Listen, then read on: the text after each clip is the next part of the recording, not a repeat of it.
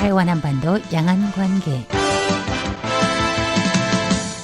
안녕하십니까. 7월 21일 대화 한반도 양안관계 및 시사평론 시간입니다. 사회 속 대인관계에 대한 불신임이 사라질 수 있을까요? 인터넷, 스마트폰의 보편화, 문자 메시지, SMS 스미싱, 사기 전화가 창궐하고 있습니다. 인공지능이 합류하며 진위를 구분하기 어려운 사례가 속출하고 있고요.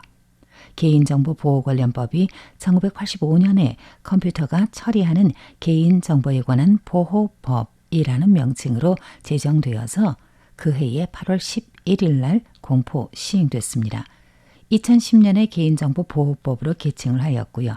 2012년부터 단계별 부분조문 시행 제6조와 제54조를 제외한 기타 조문은 2012년 10월 1일을 기해서 시행됐습니다.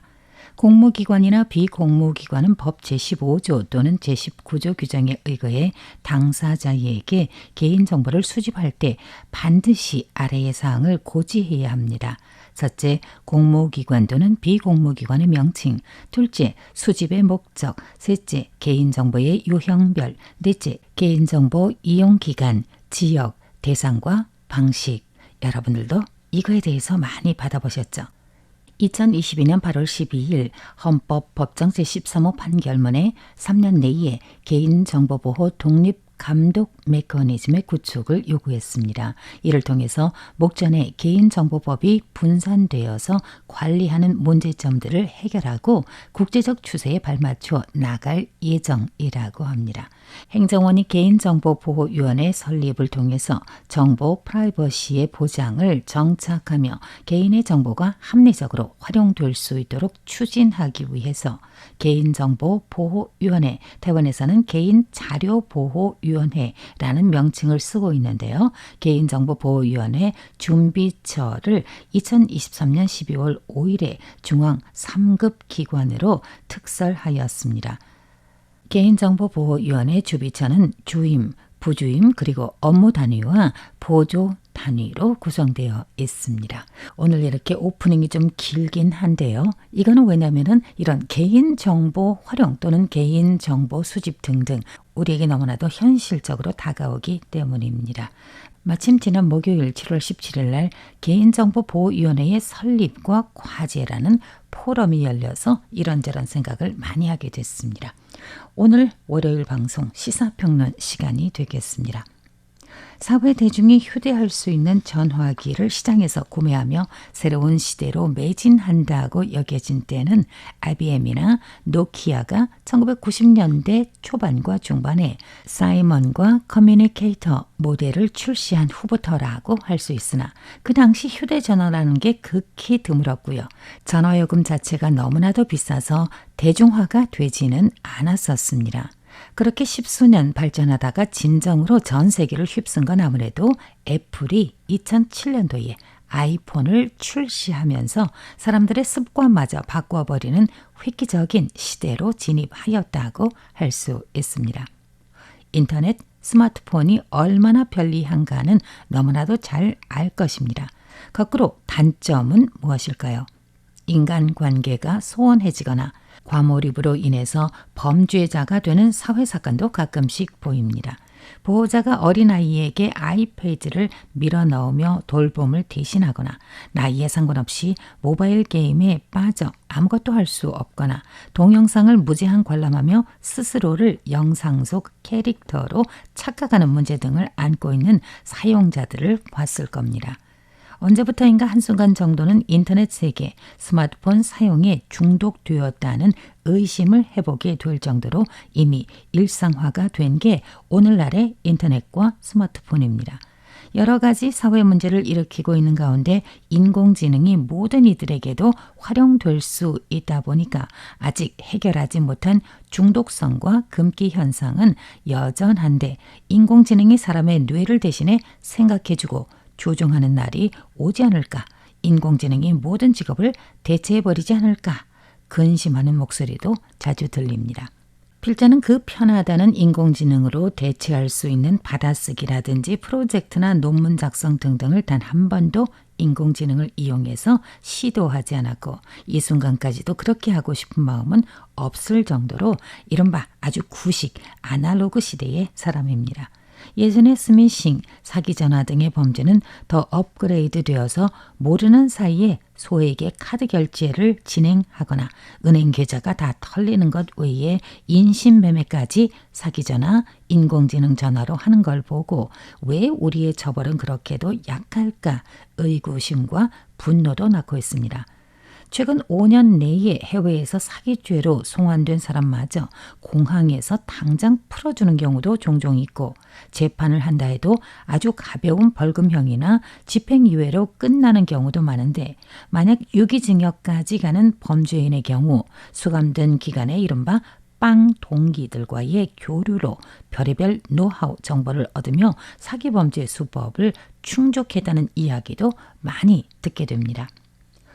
인심이 옛 같지 않다는 건 21세기에 와서 생긴 건 아니지만 인터넷, 이메일, 전자상거래, 온라인 결제, 스마트폰 등등 이 모든 편리성에 고마워하는 동시에 그 속에 나의 정보가 들어있고 사기 집단들은 그걸 해킹하여서 계좌를 털고 카드를 긁고 악성 코드를 심어 모든 정보를 탈취해가고 있어 더 이상 사람을 믿지 않게 될 것 같습니다. 사기 전화나 메시지 또는 이메일을 받아보신 경험이 있을 겁니다. 필자 기억에 남는 것만 해도 적지 않은데 전화를 걸어와서 아이에게 사고가 났다. 아이가 누구를 다치게 했다. 온라인 구매 서적 결제 카드에 문제가 생겨서 다시 계산해야 한다. 차량 검사 과태료 추징금을 통보한다. 전국민 건강보험 정보 유출로 인한 재설정을 필요로 한다. 또 그리고 법원에서 온 우편물도 있습니다. 이런 일이 발생할 수 있는 건 악한 무리들이 부를 축적하고자 하는 방법을 계속 찾아내어서 테러리스트가 하는 것처럼 아무런 연고도 없는 사람들을 향해서 랜덤으로 가해하는 것인데 이걸 피해자에게 조심했어야 했다. 욕심을 부리지 말았어야 했다. 냉정했어야 했다. 라는 등등을 상기시키며 상처에 소금을 뿌리는 것과도 같다는 생각이 들 때도 있습니다. 우리의 개인정보가 잘 알 수는 없지만 여하튼 어디에서 어떠한 연유로 유출되었다는 건 기정사실이고 이 문제만큼은 반드시 원천적 해결을 봐야 할 것입니다. 개인정보가 유출된 사건 가운데에서 우리와 직접적인 관련이 있는 건 타이완의 경우 수년 전에 전 국민 건강보험의 일부 개인정보 유출 사건과 한국의 경우 올해 4월에 터진 모 대형 이동통신 가입 고객의 유심 해킹 사고인데 그 피해자 수가 어마어마하여서 전국 인구의 반수 또는 전수의 개인정보가 털렸다는 것입니다. 어쩐지 심심치 않게 수상한 이메일을 받기도 하고 문자도 받고 있습니다. 타이완 인구 2350만 명의 개인정보, 호적 재료는 이미 해외에서 판매되고 있다고 하는데요. 불법 조직에서는 해킹 또는 구매하여서 얻은 개인정보들을 한꺼번에 쓰지 않고 조금씩 꺼내서 돈이 되도록 활용하는 것으로 알려졌는데 타이완의 경우 반도체 산업이 발달하여서 그들만 털어도 엄청난 금전을 요구할 수 있고 그렇게 했다는 뉴스도 전해지고 있습니다. 어디에 가입할 때 또는 앱을 내려받게 할 때 우리의 정보를 입력하도록 되어 있는데 도무지 엄두가 나지 않습니다. 문제는 입력하지 않으면 지금 세상에 아무것도 하지 못하는 상황으로 변해버려서 정말 무섭고 난감할 수밖에 없습니다. 타이완의 경우 호적 등록 정보는 내정부에, 건강보험 자료는 위생복리부에, 직업노동정보는 노동부에 이럭저럭 어디에든 개인정보가 저장되어 있습니다. 필자처럼 극히 평범한 일반인들의 개인정보가 뭐가 중요한가를 떠나서 불법 집단은 그걸 도용해서 대출을 받거나 통장을 만들거나 별의별 나쁜 짓을 할 수 있을 겁니다. 또 필자가 무엇보다 심각하다고 여기는 건 이 사회에 대한 기본적인 신뢰가 없어졌다는 겁니다. 전화나 이메일 수신에 대해서 어느 정도 의심하고 주저하게 되고 SNS에 대한 신뢰는 더더욱이 없습니다. 가짜뉴스, 상품 판매, 여론몰이 등등으로 꽉 차 있는 것 같아서 거부감이 들어서 그렇습니다. 지금 세상에 그 누가 마음 놓고 이메일을 열어보고 그 안에 링크를 접속할 수 있을까요? 심지어 인공지능의 발달로 가족마저 인공지능이 만들어낸 이미지와 목소리로 사기를 치는 경우도 있습니다. 이게 무슨 세상일까요? 아주 오래전의 이야기인데 한국에서 한때 눈 감으면 코 베어간다 라고 했었는데요. 지금은 어느 세계, 어느 도시에 있든 개인정보를 털어서 사기를 치는 시대가 됐습니다. 눈 뜨고도 코 베어간다는 말이 이것이 아닐까요? 예전처럼 반드시 지문날인의 필요성은 없으나 어디에 가든 이미 전자화된 개인정보는 오히려 쉽게 타인에게 노출될 수 있습니다. 이를 개인의 힘으로 할 수 있는 건 그저 조심하는 것뿐인데 공적인 기관이 나서서 관리해 준다면 좀 더 안심이 될 수 있을 듯 합니다. 지난 7월 17일 오후 국립타이완대학교 부속병원 국제회의센터에서 타이완 유산 옥산과학기술협회와 리앤리 법률사무소 공동주최로 우리나라 개인정보 보호의 신단계 2025 개인정보법 포럼이 진행됐습니다. 기조연설과 특별 강의 및 전문가 좌담회를 마친 후 올해 발족하게 될 타이완의 개인정보보호위원회가 직면한 도전과 현황에 대해서 전문가들과 따로 인터뷰를 진행했습니다. 이번 주말 주간 시사에서 취재 내용을 정리하여 보도할 예정입니다.